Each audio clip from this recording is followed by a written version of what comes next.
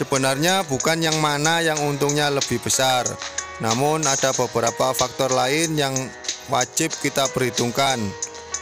Misalkan semakin lama ikan di kolam kita atau semakin lama jangka waktu masa panennya itu, maka akan semakin besar resiko kita.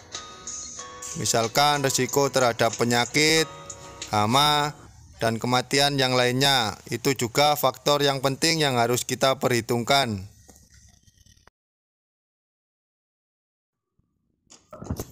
Assalamualaikum warahmatullahi wabarakatuh. Jumpa lagi di channel kami Mina Glewong Farm, channel yang membahas seputar dunia perikanan air tawar. Sebelumnya saya ucapkan mohon maaf karena baru bisa saya buatkan videonya. Pertanyaan ini lumayan banyak ya yang bertanya seputar dunia patin. Mereka membandingkan lebih untung mana budidaya patin atau lele. Dan sekarang saya baru bisa buatkan jawaban dari pertanyaan Anda. Mari sekarang kita bahas satu persatu kelebihan dan kelemahan dari ikan lele dan ikan patin ini. Di sini saya cuma memberikan gambaran perbandingannya. Nanti untuk lebih untung mana Anda bisa menyimpulkannya sendiri. Sebelum kita lanjut ke temanya, yang belum subscribe kasih subscribe dulu, biar channel Mina Glewong Farm ini bisa terus berkembang dan berbagi informasi yang menarik dan informatif pula tentunya, biar nanti nggak ketinggalan kalau kita upload video-video berikutnya. Bunyikan juga loncengnya. Oke, terima kasih. Sekarang kita langsung bahas satu persatu dari mulai tebar bibit sampai panen. Bagaimana cara perawatan ikan patin dan ikan lele ini, dan berapa kisaran modal atau kebutuhan pakan yang kita keluarkan untuk masing-masing budidaya ikan ini ya. Nanti Anda simpulkan sendiri seperti apa kesimpulan Anda. Oke, kita bahas dari awal ketika kita mulai tebar benih. Sebenarnya tidak ada perbedaan yang mendasar antara ikan patin dan ikan lele ini guys. Ketika kita tebar benih, untuk pemula biasanya mereka tebar ukur 57 ke atas untuk mencari amannya, karena disitu ikan sudah mulai mudah perawatannya dan resiko terhadap penyakit juga tidak serentan kalau ikan waktu masih kecil ya. Jadi biasanya petani khususnya untuk pemula, kita tebar bibit mulai ukur 57 ke atas itu sudah aman. Sama lele juga seperti itu guys. Cuman untuk penanganan bibitnya, kalau ikan patin biasanya tidak kita sortir setiap minggu. Beda dengan ikan lele, pertumbuhannya sangat pesat. Jadi keseragaman pertumbuhannya itu tidak sama.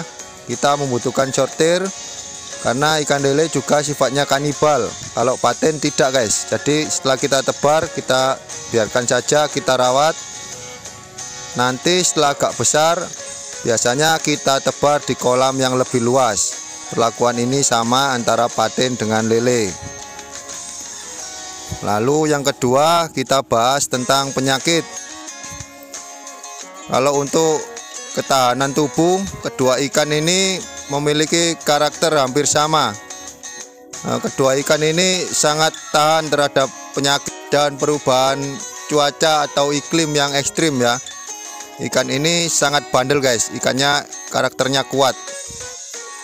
Kalau untuk jenis penyakitnya juga hampir sama, karena kedua ikan ini karakter kulitnya hampir sama ya, sama-sama berlendir dan tidak bersisik. Jadi kekebalan tubuhnya dari kulit ini dia menggunakan lendirnya.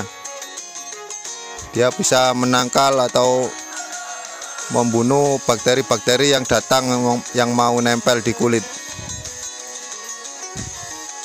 Lalu yang ketiga, kita bahas tentang kebutuhan pakan. Kalau untuk patin, kebutuhan pakannya antara 20 sampai 25 sak per 1000 ekornya dalam masa panen 5, 6, 7 bulan. Sedangkan ikan lele kebutuhan pakannya hanya 3 sak dalam jangka waktu 2 bulan. Kalau ikan patin ini kita juga bisa mengoplosnya dengan pelet yang protein di bawah 30%.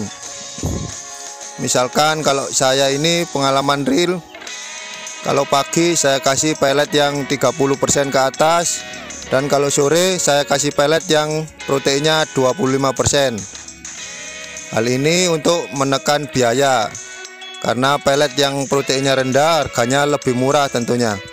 Dan ini tidak berbahaya guys untuk ikan patin, karena ikan patin juga masih besar jika proteinnya di bawah 30.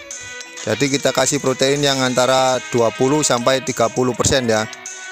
Untuk mereknya apa, di lain tempat tentunya beda merek, dan saya tidak akan menyebutkan mereknya, nanti saya dibilang promo.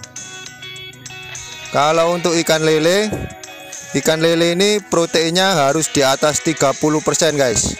Untuk mempermudah nanti ketika saat panen FCR bisa keluar 1:1. Pakan yang kita gunakan harus pakan merek top ya, jangan pakan yang abal-abal. Kalau ikan patin dengan kebutuhan pakan antara 20 sampai 25 sak per 1000 ekornya, dengan jangka waktu masa panen 5, 6, 7 bulan, itu nanti kita bisa keluarkan ikan dengan berat antara 5, 6, 7 on. Tergantung Anda nanti mau panennya pada usia berapa, pada bobot berapa ya. Kisaran pakannya segitu. Nanti Anda bisa memperhitungkan harga pakan di daerah Anda berapa, harga panennya berapa. Di situ akan bisa ketahuan kita dapat hasil berapa per 1000 ekornya. Kalau untuk kalkulasi perhitungan ikan lele per 1000 ekor sudah saya buatkan di video saya sebelumnya. Dan saya juga sering mengulasnya beberapa kali ya di video-video saya. Bahkan di situ sudah saya jelaskan lengkap nominalnya, dan tentang budidaya gurami juga ada kalkulasinya. Nanti bisa Anda klik di kolom deskripsi, akan saya kasih tautan linknya, atau nanti di layar akhir saya cantumkan videonya. Anda bisa klik dan tonton sampai selesai untuk informasi lebih lengkapnya. Sebenarnya bukan yang mana yang untungnya lebih besar, namun ada beberapa faktor lain yang wajib kita perhitungkan. Misalkan semakin lama ikan di kolam kita atau semakin lama jangka waktu masa panennya itu, maka akan semakin besar resiko kita. Misalkan resiko terhadap penyakit, hama, dan kematian yang lainnya. Itu juga faktor yang penting yang harus kita perhitungkan. Lalu mangsa pasarnya seperti apa? Mangsa pasarnya stabil atau naik turun, harganya stabil atau naik turun, itu yang perlu kita perhitungkan.